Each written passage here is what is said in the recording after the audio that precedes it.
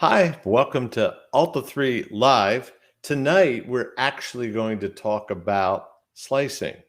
And the reason that we're going to talk at 5G slicing is because I think if you understand that, you're going to understand a lot of the components that control this.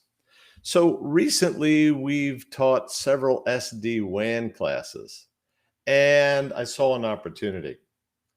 You know what we could do? We could take those lessons in the SD-WAN, use that to understand ultimately the way that 5G slicing works.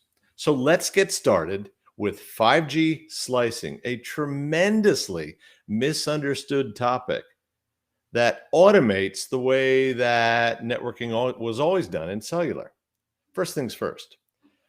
I don't know about you guys, but I've been noticing that generally speaking, my students don't realize that an IP address might be part of a subnet of IP addresses, like that one right there. And in case you don't recognize that IP address amongst all its neighbors, that is live.alta3.com. It resolves to that. And if you do one of the graphical uh, subnet finders that basically lays this right on top of like Google Maps. It's kind of cool. It'll say, oh, right here, you can expect to find 71.251.147.238 right here. Now, where we are actually is out here somewhere, but that's a layer 2 connection. As far as the world is concerned, if you're going to this IP address, you're going to here, and then you'll just branch out from that point, be a layer 2 connection. Lesson number 1, IP addresses generally have geography associated with them. It's important you understand that. With that behind us, let's keep charging. There are other IP addresses, and do they all point to this location? Yes, they do. And where they exactly are on the map, we don't know, but there's going to be layer 2 connections that are usually fiber from this point. Still, point that geography has a role to play. So let's keep that in mind when we think of a subnet. Now, the next thing, I think the number one thing that I've noticed that our students didn't understand, that from 2G all the way to 5G, you must start with a large private network. A company owns this. You need to make this very clear. And this network runs at an aggregate of like terabit a second. This network is insane. It is unbelievably large, and every phone company will have one, something like this. Now, before you're wondering why all these wires are here and what are these dots, I totally made it up. I didn't pay attention to anything.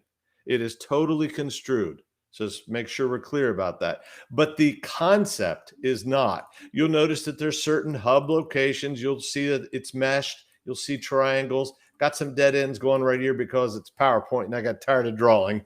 But whatever the case, we have this really large private network. And if I were to connect something to this private network right here and use the private network to carry connectivity to this point, I could completely do that. And I could absolutely, positively, ironclad guarantee you will get a certain service from that point to that point because phone company owns it. They can manage it to that degree. So we want to keep that in mind. Private network, you're not looking at the internet here. Now, internet traffic can certainly go over this, but we start with this. Now, the next step, after we see a duplicate, is to create an edge. This is completely arbitrary. It just happens to be where I am. And this little edge component right here, this little yellow thing, we're going to learn to be called a user plane function. This little point is the on-ramp, off-ramp for a cell phone. That's all you need to know right now. Let's move on. At this on-ramp, off-ramp, which you'll see this. I took one of these little blue circles and put it there. You see that? And then I come up to this user plane function, which is an overpriced router or a VPN gateway, perhaps. And then on top of this, a subnet where a lot of IP addresses live. Now, it's super important that you understand that these IP addresses are living on a cul-de-sac. Just stop for a moment and ponder that. If I come to one of those IP addresses, I come to there. It feels like that's the end. And I tend to think of it as, no, that's a target. The internet would know that if I want to hit one of these IP addresses, I will deliver through this overpriced router to this point. So let's continue with that idea. Don't forget that little diagram right now. And let's hook a cell phone into it. So regardless of where you are in the network, you're going to be connected to a cell tower. In this case, a generational node B. You will hit a point. If you must know, it's called a control unit, but that's not important. This point is not like that UPF totally, but it does have an IP address. So the bottom half of the UPF has one IP address, and so does this point. But if we put packets into this point and we put proper instructions here that takes the packet, puts it inside another packet, it's like taking an envelope, putting it inside another envelope. It's like a little packet showing up and getting put into a box truck. Here, poor little box truck. Little packet goes inside of there, slam the door shut. Can't tell where it's going. The truck starts driving across the private network until we hit a point, one of these little blue dots right here that leads to a UPF. This point has an IP address. That point over there where the truck started driving had an IP address. Once we get to the destination, the UPF unloads the packet, guarantee that the source IP address of that packet will be part of this subnet. You know what that means? That means when the phone booted up, when it started, an IP address from this subnet was given for the duration the phone stays online to the phone. Phone, you have this IP address. You don't really have it. It belongs here forever and ever, but we're going to let you think you have it so that when you send a packet, you're going to say my source IP address is this. Now, normally that wouldn't work very well, but if we take the packet and we put it inside another packet and we make sure that the packet gets delivered to where we think the network owns it and let the packet continue from that point, this is totally going to work. So this part right here is identical to what we would normally call a VPN connection. When you VPN into another network, this is exactly the way that it works, at least conceptually. The difference in 5G is this is not an encrypted path. This is heavily encrypted. But once we hit this little yellow point, it's in the clear again, but we're inside the phone company's private network. And we really don't hit a public point till we hit this. The internet, that subnet of addresses that this phone is a part of. Traffic then would continue because at that point, the UPF acts like a router. So what I want you to imagine now is, well, where could this phone actually be? And the answer is, well, it could be connected to any one of these blue dots. So let's see some examples of that. Let's go to the Florida Panhandle, one of our favorite places. So let's go there and we're going to put another, that's a UPF. Now, surrounded by this, there's cell towers just everywhere. There's so many of them, I'm not even going to show them on the map. I'm just going to show you the user plane functions, the end, the on-ramp, off-ramp for cell service. So we have two locations.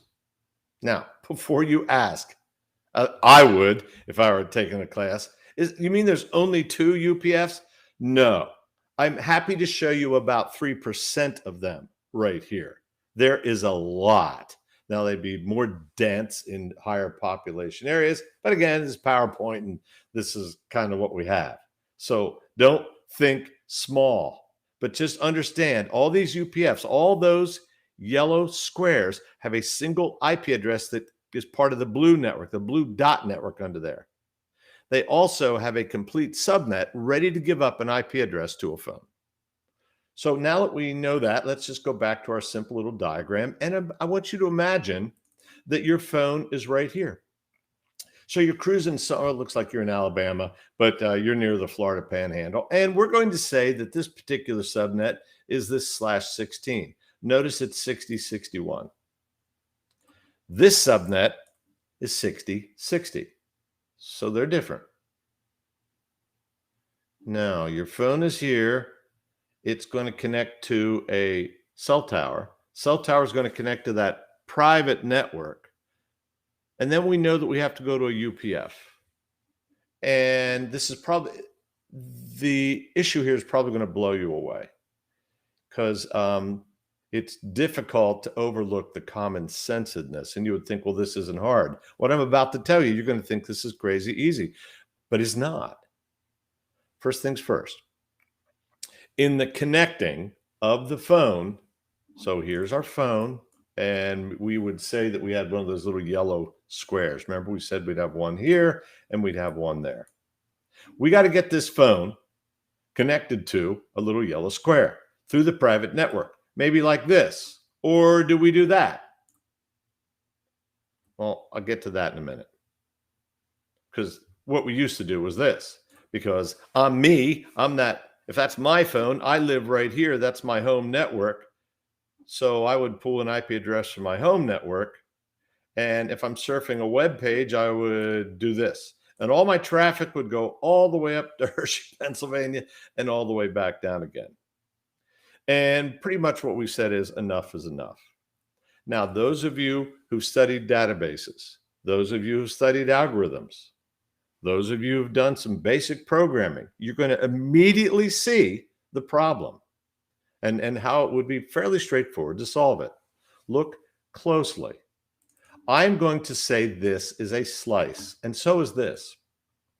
I'm going to tell you what a slice is. I'm going to let you figure it out just from the context of the explanation. So this particular slice, I'm going to say, has the capability of delivering SST. That's slice service type 1. So what's slice service type 1? That means 10 millisecond latency to pretty much wherever you want to go at somewhere around 100 meg up to a gigabit a second, somewhere in that range. In other words, really screaming fast internet access. Now, it could say 2 or 3 or 4, probably for another time, but these are other slice types. Ultra reliable means 1 millisecond latency, almost zero lag. The massive Internet of Things means I don't have any money at all to spend on cell service. I have a chip that costs 50 cents that I'm going to put in an unbelievably cheap box with a battery that'll last for 10 years. And you're not going to get a lot of money out of me. So, and by the way, 50K is really fast for me. I don't want meg. I just want cheap. Turns out this is a hard problem to solve, but if you get big enough customers, it makes sense. Vehicle to vehicles, all the talk, self-driving vehicles, vehicles that talk to another vehicle through a side link and all kinds of cool stuff like that. But at the moment, we're kind of, that's coming up. Let's just talk about the number 1 for now. And you're going to immediately look, the eagle-eyed people in here are going to say, I see 2 slice service types. They're both slice service type 1. So this slice is able to deliver enhanced mobile broadband, and so is this one. So what you should be noticing that this SST is more of a qualifier. I can deliver this kind of service, buddy. Let's skip the slice descriptor, and we see the data network name. Interesting, it's not a number, isn't it? It's actually text. And it's clear what that means is I can be a gateway to the internet. That's what it means. And here as well. If your phone says, I want enhanced mobile broadband, I want that service, and I want internet access, those 2 qualifiers would say, well, you could go to this one or you could go to that one because they both are able to do that. So then which one is it? How would you solve the problem if you were writing the code? And you would think, I can't. Where's the phone right now? So then you'd have to consider, okay, what generational node B are you on? What longitude and latitude are you? What would the longitude and latitude be of the slices in the country? So there's going to be a lot more metadata, an insane amount of it. We didn't think like this in 4G. Just for the record, this is new. But now we have an index, because you're going to notice, the eagle-eyed among you are going to notice, I see this little game that they're playing right here. There's a slice descriptor. So it should be called a slice ID almost, right? An identifier of a particular slice. And then we see the slice type, the type of service, and what kind of connectivity I could expect. By the way, could it say data network name Alta3, quote Alta3? Sure could. Absolutely, it could. And what would happen is all of your phones would get access to the Alta3 subnet, which means it would be our UPF. It would connect to our network. No one else could get in. They would not have access. Only people that have the SIM card that would be enabled to do this would be able to connect to our network. It's a really interesting VPN idea. And this is part of the monetization of slicing.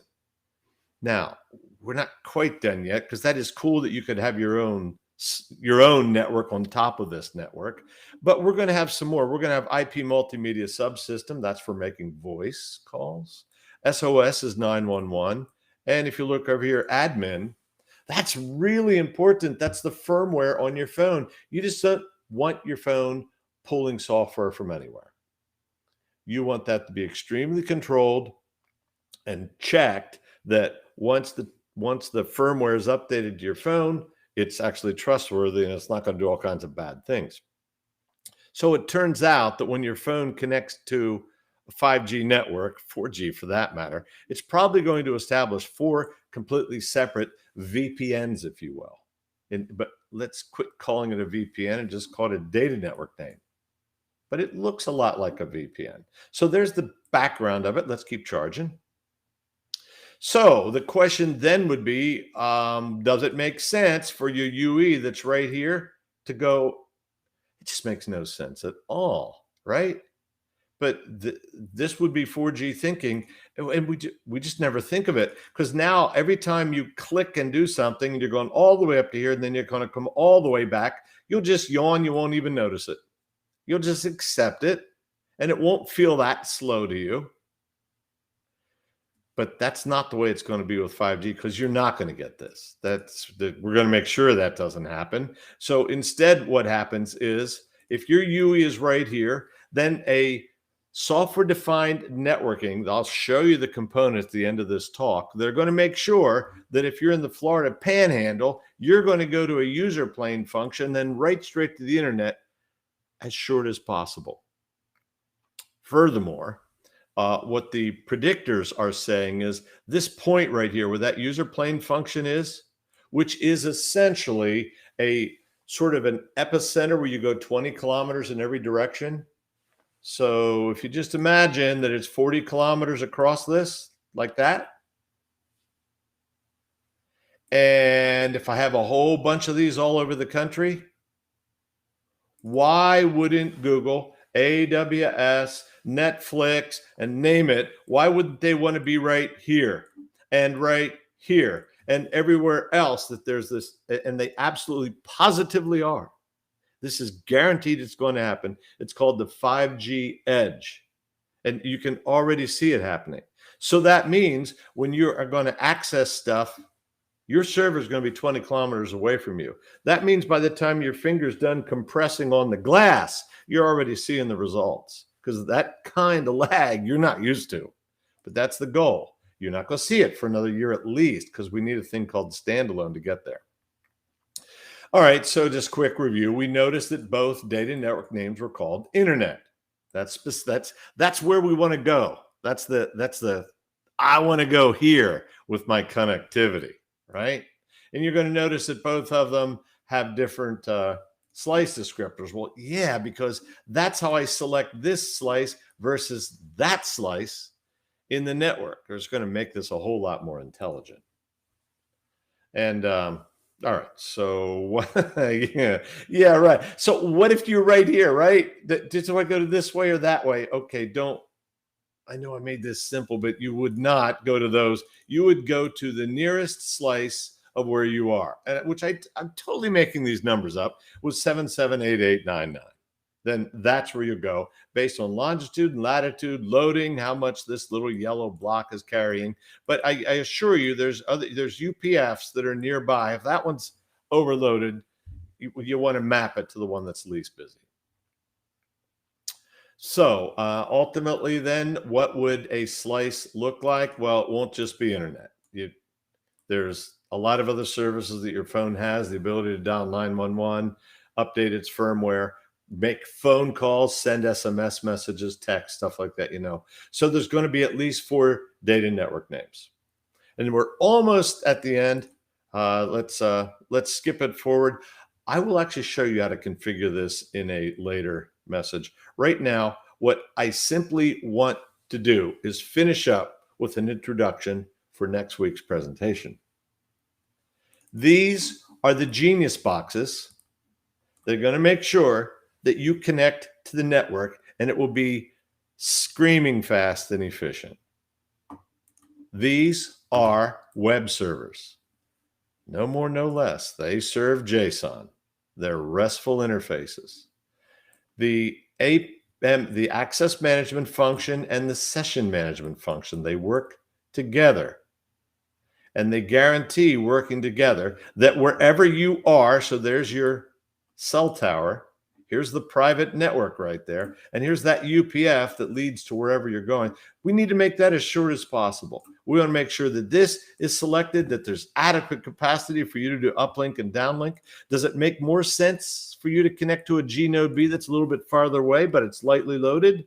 The signal noise ratio looks good. 4G couldn't even think like that. 5G will absolutely do that. If you're moving in a certain direction, and it's best if you put you, then that's what it'll do, right? So access management function controlled the radio access network. Session management function, managing the UPF once you get connected, the user plane function. Then you're going to say, well, then you mean to tell me my whole 5G network is managing 4 VPNs? To which case my response would be, no, that is exactly what it's doing. With one big emphasis. The most expensive part on this diagram is right here, the radio access network. That is unbelievably expensive because licenses aren't cheap. So what has to happen is this guy right here, and for a large part, that guy right there, has to work to make sure that this user gets what they paid for, but no more if we have other users on there. The rest of these guys are concerned with the management of those 4 sessions that you take for granted, walking around with that supercomputer in your pocket that you call a cell phone. The next time we get together, I'm going to start talking about some of these green boxes, and I think the most interesting for now, especially knowing the team I work with, would be service discovery. This is the network resource function. It works best in a Kubernetes cloud when it's given a cluster IP address. This is interesting. These guys seem to work best actually when they're given a pod IP address, and we're going to take a look at why that's the case. That'll be the next talk after next week. Next week, let's actually take a look at this. We're actually going to connect to the network. You're all going to be logged in. You're going to bring up TermShark, and you're actually going to watch puts and gets. We're going to dissect JSON, and we're going to figure out exactly how that works. Okay, guys, I know I dominated the talk the whole time, but that's it. We're out of time. You guys get to play with this stuff next week. See you later.